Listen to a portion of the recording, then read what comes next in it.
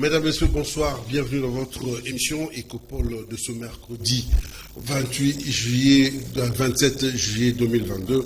Nous allons parler de la République démocratique du Congo, comme j'ai l'habitude de le dire. Nous allons parler de l'actualité, nous allons parler des événements qui sont en train de bouger ici en RDC. Il y a le problème de l'ère MONUSCO, il y a le dossier Kabound, plein de problèmes où aujourd'hui les Congolais doivent savoir comment les choses évoluent, qui fait quoi. Nous sommes arrivés dans cette situation. Ce soir, j'aurai le plaisir de recevoir un Congolais, cette fois-ci, qui habite dans le Congo profond. Lui, il est en Ituri, c'est notre frère et ami, M. Luc Malembe. Il est porte-parole de la plateforme Lamuka. Avec lui, nous allons devoir parler de l'actualité dans cette partie de la République. Nous allons aussi parler des événements qui s'y passent là-bas. M. Luc Malembe, comment vous allez? Je vais bien, merci pour l'invitation. Un plaisir vraiment de vous avoir sur mon plateau. Ça n'arrive pas tous les jours. Hein. Non, j'en profite pour saluer vos téléspectateurs. Et nous saluons aussi tous les internautes qui nous suivent à partir de l'Ituri, à partir des réseaux sociaux, au niveau de Walikale, on m'appelle souvent Walikale. Nous les saluons. Au Nord Kivu. Au Nord Kivu, nous vous disons merci pour la confiance. Aujourd'hui, ce soir, nous recevons un des fils du terroir qui est venu nous parler comment les choses évoluent. D'abord, d'emblée les choses. Comment vous organisez d'abord en ce qui concerne le quotidien? Vous vivez comment les choses se passent? Bon, nous sommes en guerre, comme vous le savez, l'Ituri est sous une situation horrible depuis décembre 2017, avec la résurgence des groupes armés, notamment Codeco, dans les territoires de Djougou, ainsi que les ADF, les redoutables ADF qui étaient basés au Nord Kivu. Mais comme vous savez, nous sommes frontaliers, l'Ituri et le Nord Kivu. Ils ont dû, avec les opérations de l'armée, ils ont dû migrer également chez nous et c'est horrible. Donc lorsque vous êtes à Bunia, écoutez, l'Ituri c'était connu comme une province à vocation agro-pastorale. C'était l'un des greniers en fait du Congo. Le territoire de Djougou, c'était une perle, une bonne richesse, mais vous ne pouvez plus le reconnaître, ni même la ville de Bunia. Aujourd'hui, quand vous arrivez à Bunia, ce sont des enfants, des déplacés qui ont fui la guerre dans leur village de Djougou, d'Irumu, et qui se retrouvent à Bunia, obligés de faire la mendicité, ils ne vont plus à l'école. C'est eux qui... Quand vous dites les enfants les déplacés, ces enfants qui ont quitté pratiquement les contrées de vraiment au fin fond et qui sont rentrés dans les grandes villes, ils vont pas à l'école? Ils vont pas à l'école. Ils dorment comment? Ils mangent comment? Au bord de la route. Donc, c'est une situation devenue tout simplement insupportable. Et voilà, tous leurs parents sont dans des sites de déplacés parce que nous en avons à travers la province plus de 60 sites de déplacés. Avec environ 1,6 million de personnes qui ont été obligées de fuir leur village. 1,6 million. C'est pratiquement une population entière. Et sur le plan sanitaire, comment vous faites alors? Alors, les hôpitaux sont un peu appuyés par les organisations humanitaires internationales, les MSF et tout ça. L'État aussi, bien que difficilement.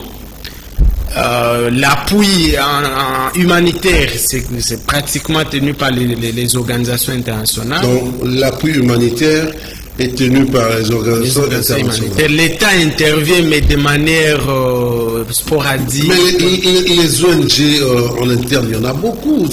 C'est le nom, il y a très peu de ONG les Congolais qui viennent en appui pratiquement. Bon, les ONG locales ou nationales sont sous-traitées par ces organisations internationales. Ils les utilisent pour voilà, donc l'ACR lui-même ne peut pas peut-être distribuer des bâches ou des couvertures. Très important. Il préfère utiliser des organisations nationales ou locales. Y compris la même chose pour le PAM qui fournit de la nourriture. Programme mondial alimentaire. Voilà. Structure des Nations Unies, mais ils utilisent des organisations locales pour distribuer directement aussi des déplacés. J'imagine qu'on a parlé de l'état de siège, que l'armée devait en principe prendre possession des territoires, essayer d'éradiquer ces fléaux des rebelles. Est-ce que l'armée sécurise réellement les populations dans ce coin de la capitale? Alors, c'est une bonne question. Il y a 15 mois, c'était en mai 2021, que le gouvernement de Kinshasa ici a décidé de proclamer l'état de siège dans les provinces de l'Ituri et du Nord Kivu. Nous tous, on avait salué cette décision au début. On s'était dit, si ça pouvait nous aider pour une fois à stabiliser la situation et à permettre aux déplacés, à tous ces déplacés de rentrer chez eux, tant mieux, ça valait la peine. Nous tous, on a appuyé l'armée. Mais 1 mois, 2 mois se sont passés, 3 mois, nous nous sommes rendus compte que rien ne changeait sur le terrain. D'ailleurs, la situation allait de mal en pire.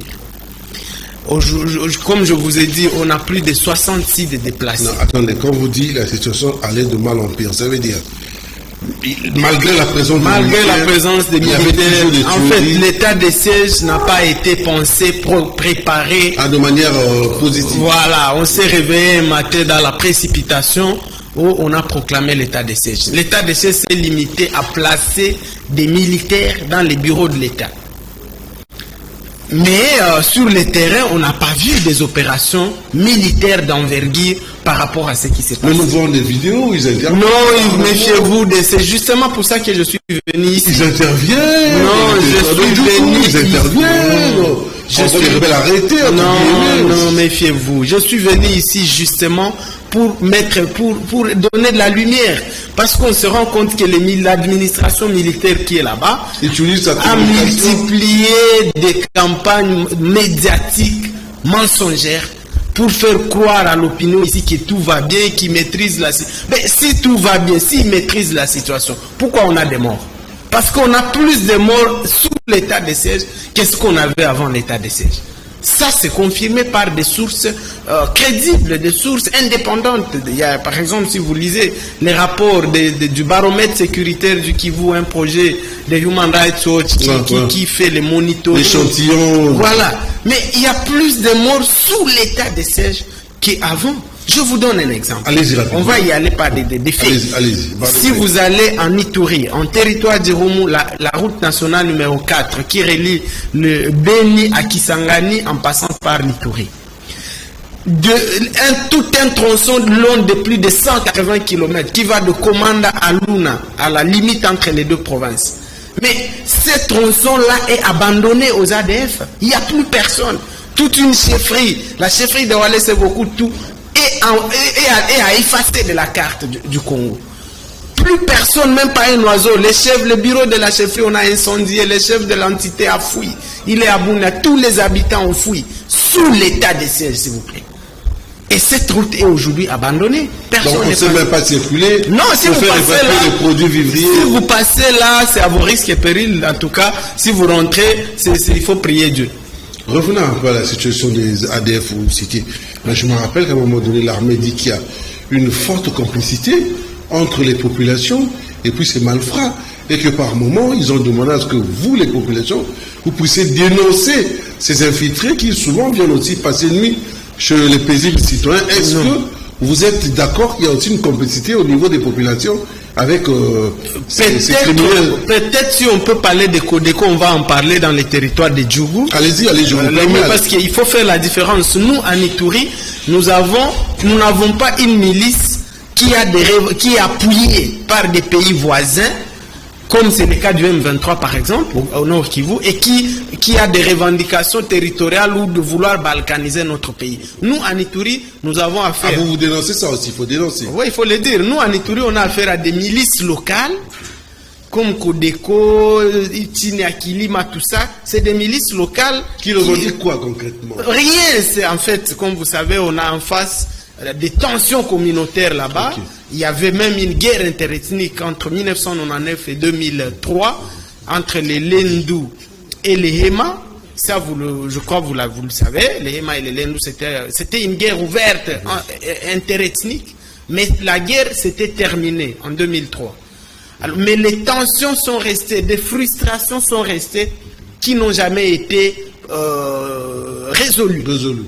Et les gouvernements de l'époque, lorsque la guerre, il y avait une opération Artemis, vous vous rappelez des Nations Unies, avec la France. La force de la France, ils ont mis fin aux tueries.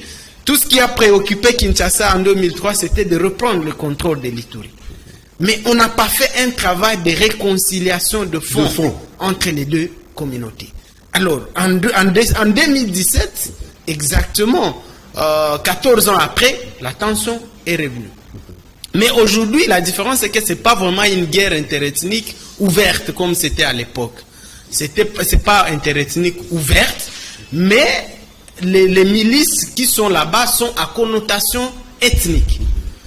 Et ils attaquent les villages, ils tuent des civils, ils égorgent des femmes et des enfants, ils incendient des villages, des hôpitaux, des écoles. Alors, il faut un travail de réconciliation. Il faut penser, il faut associer les historiens, qu'on identifie les causes historiques de la méfiance entre les deux communautés et qu'on puisse les solutionner. Ça n'a jamais été fait. Est-ce que dans ce climat, je rappelle que vous êtes porte-parole de l'AMUCA, au niveau de l'Ituri, M. Luc Maleme, vous êtes invité de votre émission Écopole de ce mercredi 27 juillet 2022. La société civile réagit comment? Les structures politiques, comment ils réfléchissent pour essayer de mettre la pression chez les politiques afin de leur expliquer ce chaos? Pour vous entendre, je me rends compte que vous êtes en train de décrire un chaos pratiquement à l'Est. Oui. Et les choses sont assez compliquées. Non, les choses... Il ne faut pas que les gens racontent des histoires. À part le fait que l'État de siège a installé des militaires qui sont venus mettre la main sur les mines, vous voyez, les douanes, les restés de la province, les opérations militaires, c'est les derniers de leur soucis. Est-ce que vous, en tant qu'habitant, en tant que vous êtes dans les structures politiques, vous n'avez pas fait des pétitions pour moi, je viens de la prison. Nous allons revenir. Ouais. Approcher pour leur montrer, regardez la faiblesse, comment vous évoluez. Vous avez fait ces démarches. C'est fait. D'ailleurs, la société civile, il y a quelques mois, la société civile de l'Ituri a écrit au gouvernement ici pour lui demander de lever l'état de siège qui ne nous a vraiment pas aidé. Au contraire, ça a envenimé notre situation. Vous avez fait la prison. Qu'est-ce qui s'est passé? Alors, moi, c'est comme je vous disais, quand les militaires sont arrivés, nous les avons tous appuyés. Nous croyons qu'ils venaient vraiment pour imposer l'autorité de l'État par la force. Mais les mois se sont passés, 3 mois, 4 mois, il n'y a rien. Les tueries n'ont fait que se multiplier.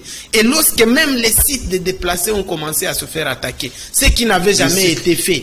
Avant les réfugiés, au fait. Oui, des gens qui ont fui leur village pour trouver refuge dans un site, mais sous l'état de siège pour la première fois. Dans leur propre pays. Dans leur propre pays. Sécurisés. Voilà, les miliciens sont venus les attaquer devant un état de siège incapable de les protéger. Ça n'avait jamais été fait avant l'état de siège.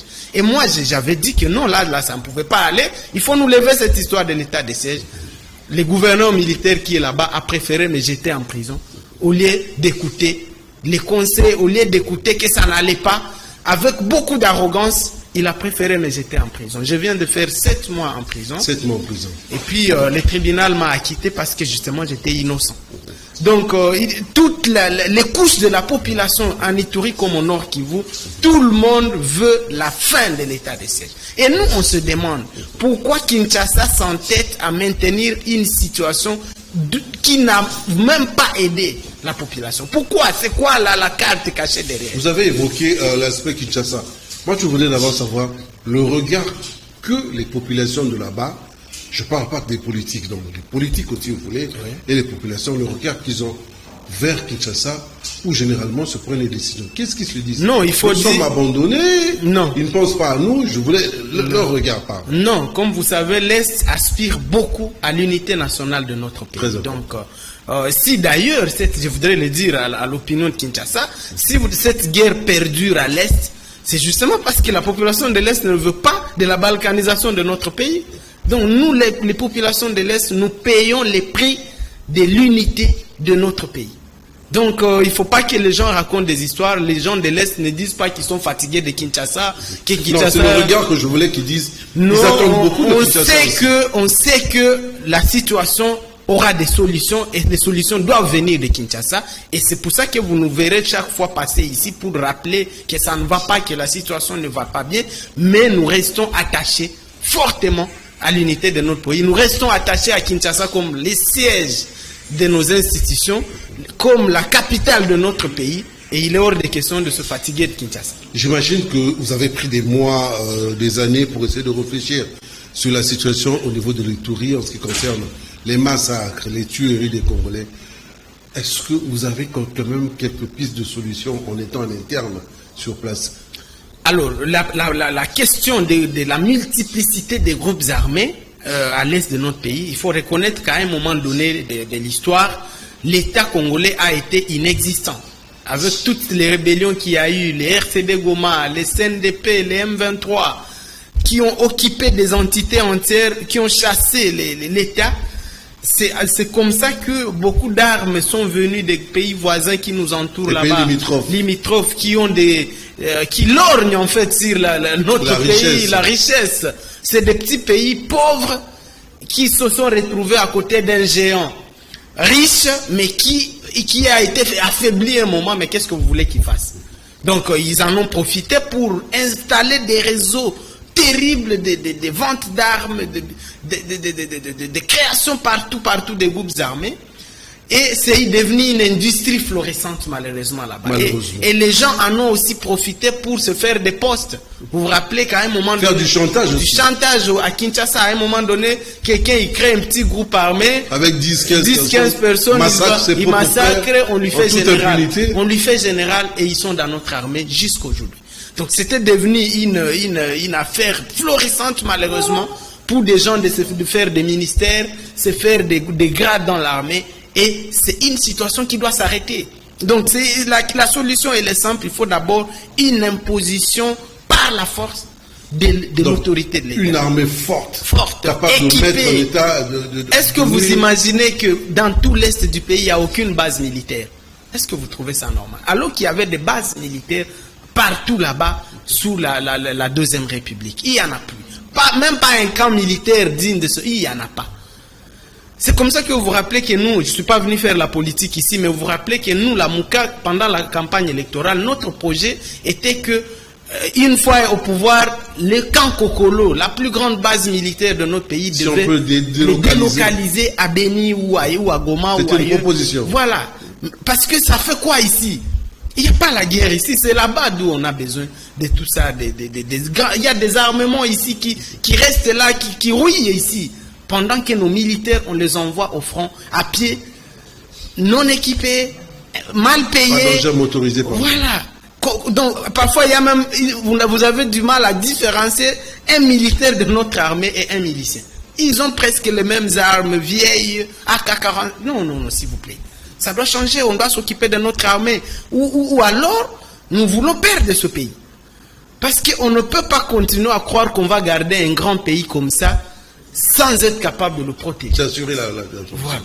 Mais maintenant, comment, en termes d'échange, le manger, le quotidien, les produits viennent d'où? J'imagine vous avez besoin des bois de conserve par moment, de l'huile. Vous faites comment? L'approvisionnement se fait comment? Non, l'Ituri, comme une très bonne partie de l'Est du pays, dépend économiquement du Rwanda, de l'Ouganda. Nous, c'est l'Ouganda, nous n'avons pas frontière avec le Rwanda. Nous, c'est l'Ouganda. C'est-à-dire que votre souci, c'est de couper ce pont-là. Exact. C'est avec ces guerres-là que ces gens ont réussi à couper le lien entre l'Est et l'Ouest sur le plan économique. D'ailleurs, parce qu'on parle de balkanisation, écoutez, la balkanisation économique est réelle là-bas. Nous ne dépendons presque pas de Kinshasa sur le plan économique. Donc il faut d'abord commencer par couper d'abord ce pont. Et pour le couper, il faut, parce que Mobutu avait compris ça, avait compris la question de l'Est. Il ne fallait pas que l'Est dépende économiquement des pays limitrophes. Et qu'est-ce qu'il a fait? Il a arrangé les routes. Parce que la route nationale numéro 4 dont je parlais, qui relie Beni en passant par l'Ituri jusqu'à Kisangani au fleuve Congo. Mais il faut l'asphalter. Ce n'est pas, c'est abandonné. Ça, c'est ce qui permettait que les marchandises venaient de Kinshasa par le fleuve jusqu'à Kisangani et la route était arrangée et ça allait jusqu'à Bunia, jusqu'à Beni, jusqu'à Goma. Toutes les routes sont abîmées pratiquement. Abîmées, abandonnées. Mais le génie militaire quand même, parce qu'il y a l'état des sièges. Ils n'ont pas de moyens. Au-delà de la guerre, il n'y a pas de génie militaire? Il y en a, mais ils ont combien de machines? Ils n'ont rien. Donc l'État a tout simplement démissionné dans ces secteurs. Ça fait que ces pays en ont profité pour s'imposer sur le plan économique. Il y a des entités entières. Si vous allez dans les territoires d'Aru, à l'extrême nord-est de notre pays, à la limite entre l'Ouganda, Mahagi, je pense. Ouais, Mahagi, Aru, mais on ne connaît même pas notre monnaie. Le franc congolais, on ne le connaît pas là-bas, c'est la monnaie ougandaise. Sur notre sol, des territoires entiers où les gens ne connaissent pas le franc congolais, monsieur le journaliste. C'est horrible. Et à Bunia, la vie, comment ça se passe à Bunia? Parce que parlez un peu de la ville de Alors, Bunia. nous, à l'époque, une très belle ville. J'ai la chance d'habiter cette ville. Nous étions la nous gaieté, avions la joie. tout. Je crois que parmi les parties du pays, que la nature a tout donné, il y a Bunia. Nous avons le lac le plus poissonné à côté, le lac Albert. Nous sommes une zone minière de la capitale, je crois, de l'or du Congo. Mais la guerre a tout abîmé. On ne peut plus aujourd'hui.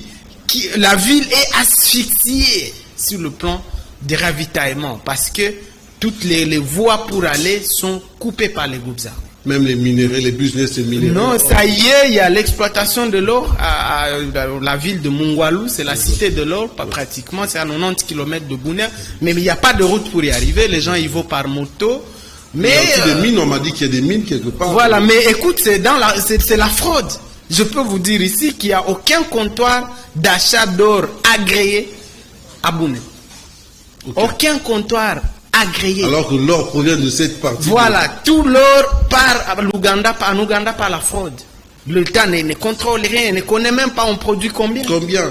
J'apprends qu'on parle de plus de 600 kilos d'or qui sortent de l'Ituri pour l'Ouganda par la fraude chaque mois.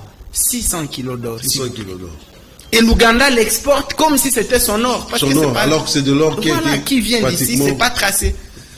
À cause de l'insécurité, et les groupes armés sont assis justement sur les mines, l'exploitation artisanale. Ils viennent, ils prennent en otage un site où il y a des exploitants artisanaux, ils les prennent en otage, et les exploitants là doivent leur verser des parts de l'or chaque jour ou chaque mois. C'est vraiment un désordre. La jungle. Un désordre. La jungle. Donc les problèmes est en Ituri, mais la solution est ici à Kinshasa. On ne prend pas au sérieux la question de l'armée. On a laissé en face des officiers généraux qui s'enrichissent de manière insolente, qui détournent les soldes des militaires, les rations des militaires. Ils deviennent extrêmement riches et ils ont besoin que cette situation ne s'arrête jamais. Aujourd'hui, il y a ce grand problème avec le départ de la MONUSCO voulu par les populations, surtout de l'Est, qui ont constaté que plus de 22 ans après, il n'y a pas vraiment un grand changement. Plus de 10 millions de morts, presque les populations ont perdu soit un frère, un parent ou des enfants, et ça continue. Vous avez assisté à les populations actuellement qui sont en train de chasser cette grande mission des Nations Unies avec plusieurs milliards qu'on déverse chaque année, mais il n'y a pas de changement. Vous, en tant qu'Iturien, est-ce que c'est le moment propice où la République est agressée, où nous devons essayer de renégocier avec la MONUSCO pour essayer de trouver les pistes de solutions? Alors, il faut avouer ici que les ras-le-bol de la population est légitime. Ça fait 22 ans que ces gens sont là-bas. Et ça fait 28 ans que l'Est baigne dans le sang. Nous sommes à plus de 10 millions de morts, chers amis. Donc, plus que le génocide rwandais. Le génocide rwandais n'a même pas fait 1 million, c'est 800 000 personnes. Nous sommes à 10 millions de morts, s'il vous plaît. Tout un pays. Tout un pays qui disparaît. C'est la population de Kinshasa entière qui a disparu dans ces histoires. Donc, dans la justice absolue. Voilà. Dans l'indifférence mondiale. L'indifférence mondiale. Et le ras-le-bol de la population là-bas est compréhensible. Elle est légitime. Alors, maintenant, il faut dire ici que la violence, peut-être que nous avons à condamner, il ne fallait pas. Mais en tout cas, les revendications, les manifestations de la population sont explicables, compréhensibles. Ça fait 22 ans que ces gens tournent les pouces là-bas, que ces gens ne font qu'aider à compter les morts au lieu de les arrêter. Plus personne n'a confiance en la MONUSCO là-bas. Il ne faut pas qu'on se voit la face, plus personne n'a confiance. Mais nous ne pouvons pas, comme leader politique, appuyer la violence. Bien sûr. Comme recours pour s'exprimer. Je crois qu'il y avait moyen, si des gens veulent s'exprimer, c'est de leur droit. Même la MONUSCO n'est pas fâchée que des gens s'expriment contre elle ou manifestent, mais il ne fallait pas s'en prendre à leur base. Il ne fallait pas les incendier, il ne fallait pas les piller, il ne fallait pas qu'il y ait des morts. De part et d'autre, il y a eu des morts, mais les morts civiles sont nombreux.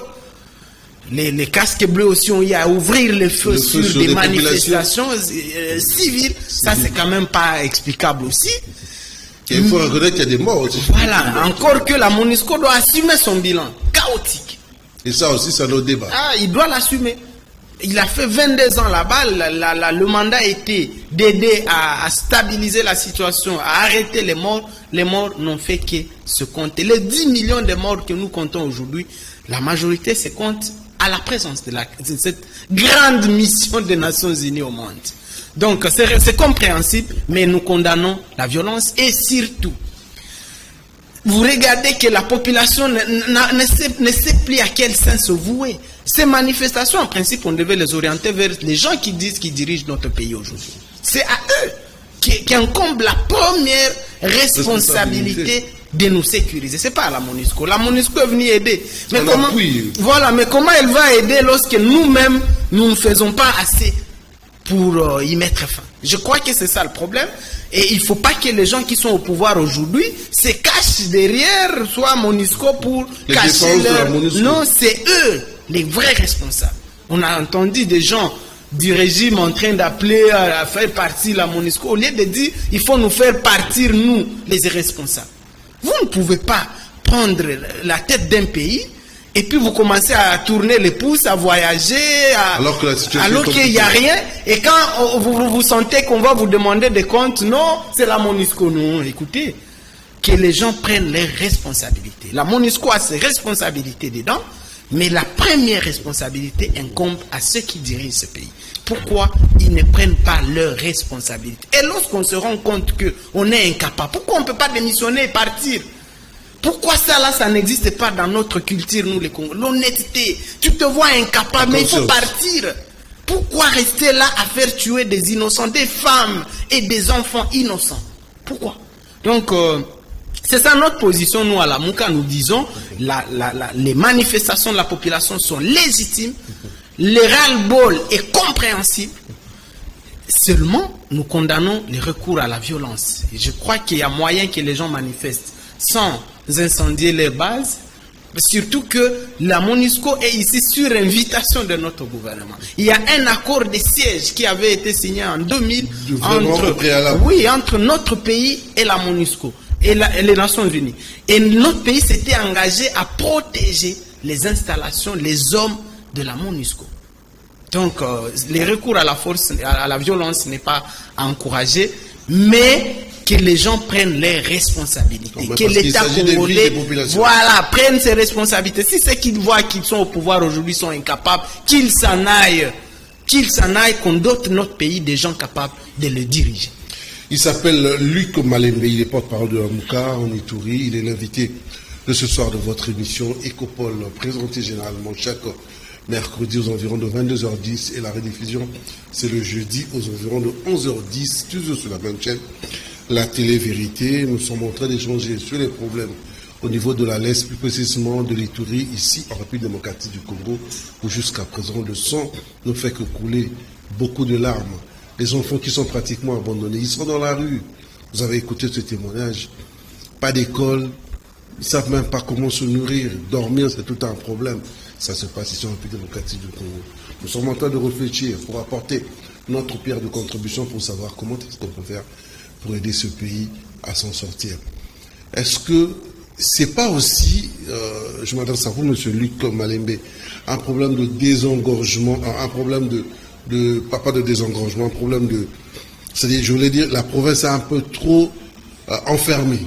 Est-ce qu'il n'y a pas moyen de désengorger enclaver plutôt, de désengorger la province pour permettre aux Ituriens d'être en contact avec les populations? Mettons, avoir des routes, par exemple, rails, trains, des aéroports appropriés jusqu'ici. C'est aussi la vision, le projet que vous devez avoir aussi. Exact, c'est vrai. Comme vous savez, nous, l'Ituri, nous sommes à l'extrême nord-est du Congo. À la frontière, nous avons frontière avec l'Ouganda à l'est et le Soudan du Sud au nord. Ok. Et comme vous savez, la seule route qui nous ouvre au Congo, on en a deux, c'est la route nationale numéro 27 qui va de Mahagi. Donc, c'est un poste douanier à la frontière ougandaise jusqu'à Komanda. Elle fait jonction avec la RN4 qui vient de Beni pour Kisangani. Elle est comment cette route d'abord? Elle est abandonnée. C'est une route qui doit être asphaltée si on veut ouvrir économiquement notre pays de l'Est à l'Ouest. C'est pas normal. Est-ce que vous savez que il y a arrivé pour quelqu'un de camion, même le train voilà, aussi. quelqu'un un habitant de Bunia pour arriver à Kinshasa, c'est un luxe. Comment ça explique un peu? C'est un luxe. Vous n'avez que la voie aérienne, l'avion, et c'est cher. Un aller-retour. C'est pas régulier aussi. Non, non. Nous avons un aéroport à Bunia qui est national, mais qu'il faut réhabiliter. C'est un ancien aéroport des années 50. Il faut le réhabiliter. Pourquoi pas moderniser à la base moderniser. Parce que j'ai vu cet aéroport. Oui.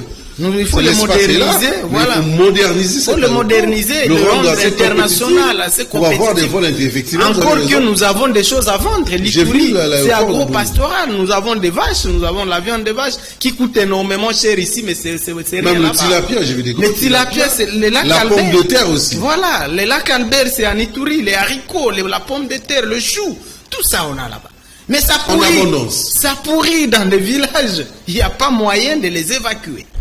Les avions qui viennent à Bunia, c'est des petits avions qui ne peuvent pas transporter assez. Donc il faut moderniser, il faut agrandir l'aéroport de Bunia, le permettre d'accueillir des gros porteurs venant de Kinshasa ici. Mais surtout, la grande chose, il faut asphalter la RN 27 et la RN 4. Une très belle route, la rendre vraiment assez... Jusqu'à Kisangani, si nous sommes capables d'arriver au fleuve de manière facile, des gros camions. Même la vie qui est chère à Kinshasa, ça va diminuer. C'est seulement à cause de la mauvaise gouvernance. Kinshasa ne devait pas tout importer comme ça. Moi, je suis arrivé ici, je trouve tout ce que vous mangez, c'est importé de l'étranger. De l'étranger, la viande est chère. C'est horrible. Les pommes de terre, on en parle. C'est des étrangers qui ont pris le marché de Kinshasa pour s'enrichir. 10 millions de personnes ou 15 millions, on parle de Kinshasa ici. Mais l'intérieur a besoin de ce marché ici pour se faire de l'argent. Pour permettre aux paysans d'avoir de l'argent. Si c'est nous qui vendions le poisson ici, si c'est nous les pommes de terre, mais ça va relever notre économie là-bas. Bien sûr. Donc, même ici, les conditions de vie seront assez... Voilà.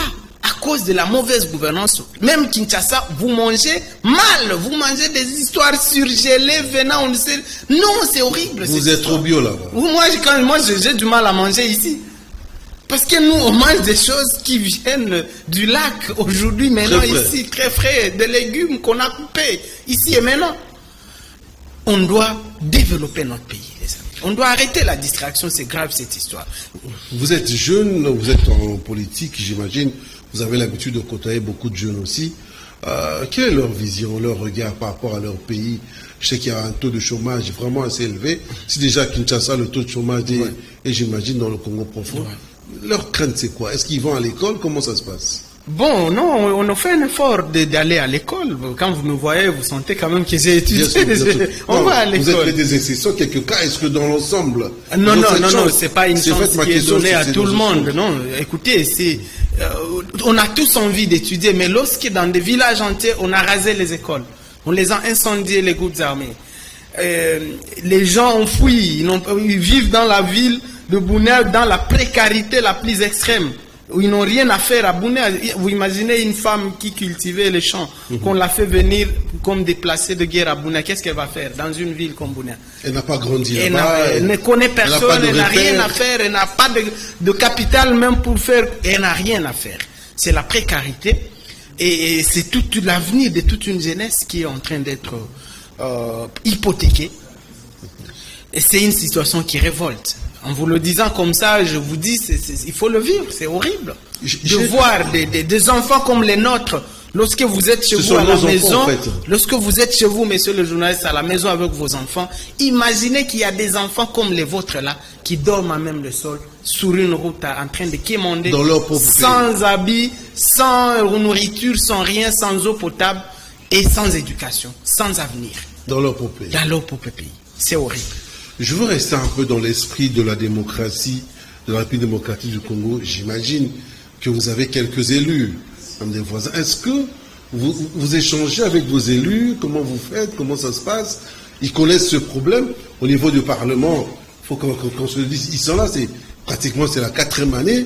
Mais on ne sent pas leur présence au niveau. Alors, je ne suis pas venu les critiquer nos propres élus. Non, on va peut-être dénoncer. Voilà, mais je note que quand je suis arrivé ici, ça fait une semaine que je suis ici, et chaque fois que j'ai été dans parler avec les gens, mais on sent qu'on ne connaît pas notre situation.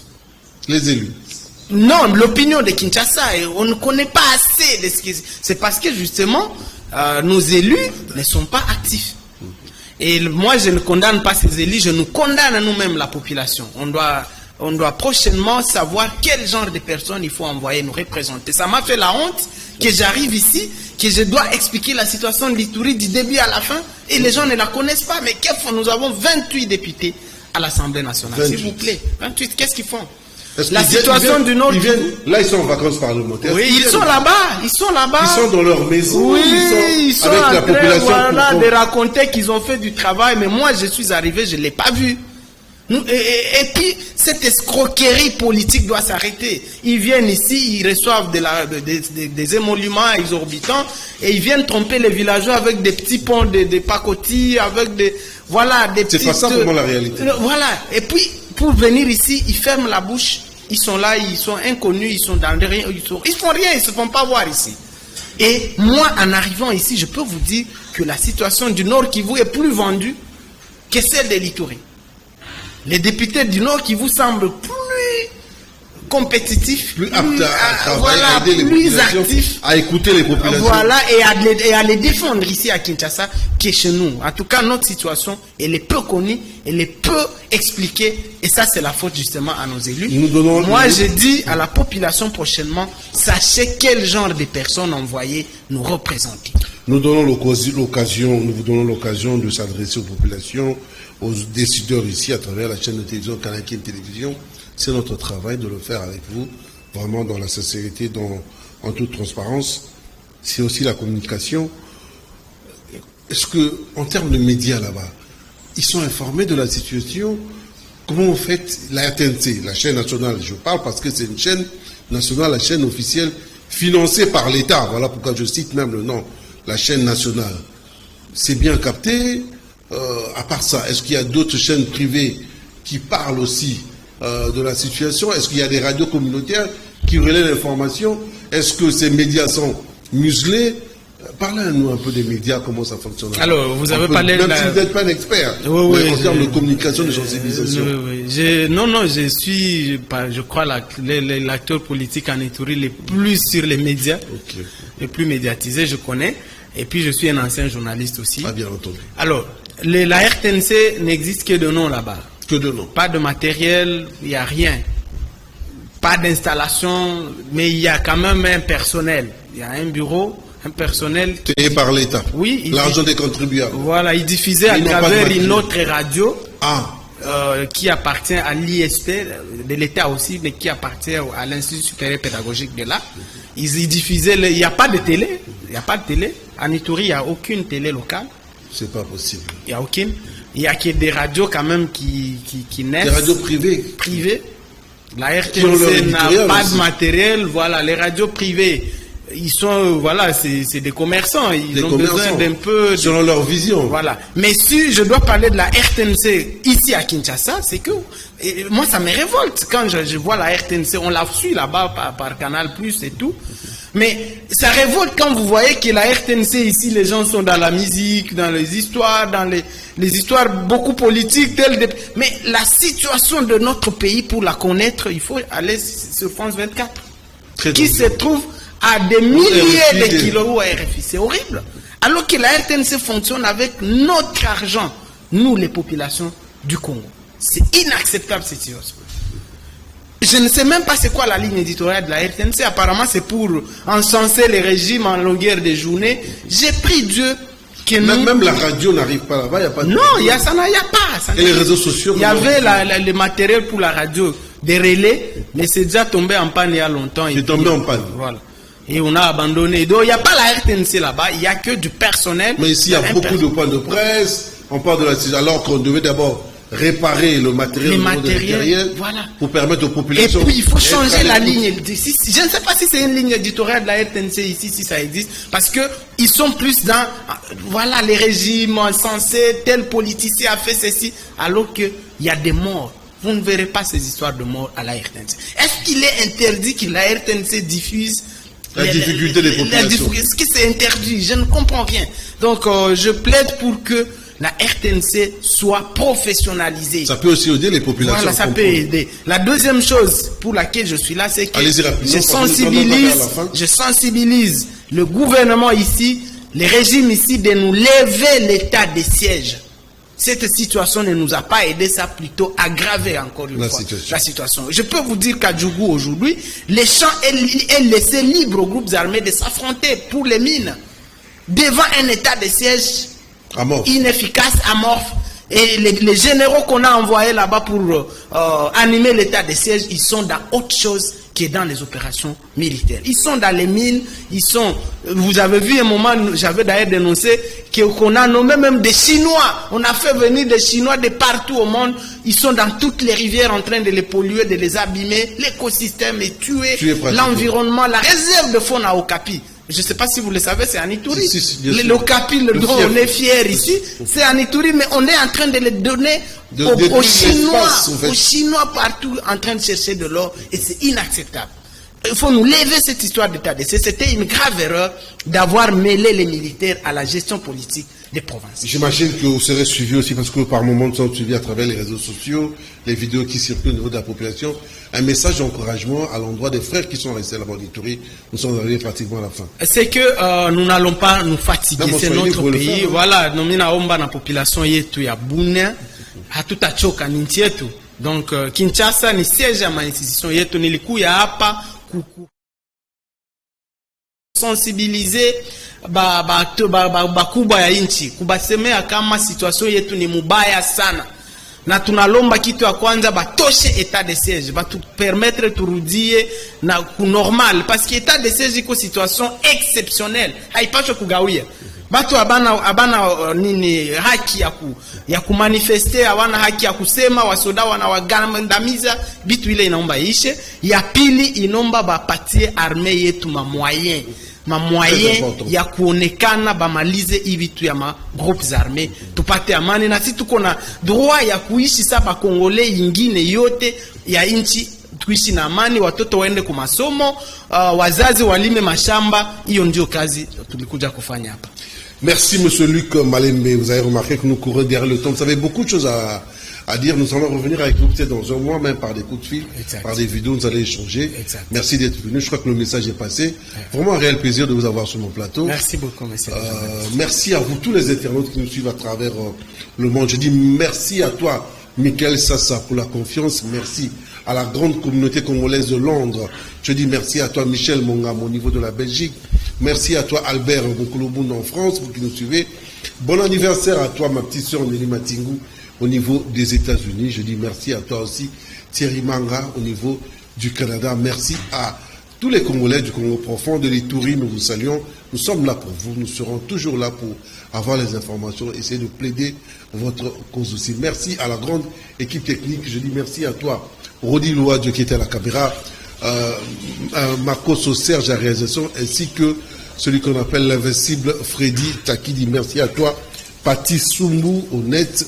La rediffusion, c'est le jeudi demain, aux environs de 11h25. Mais l'émission continue sur la chaîne YouTube de Karaki Télévision. Je vous dis bye bye, prenez bien soin de vous.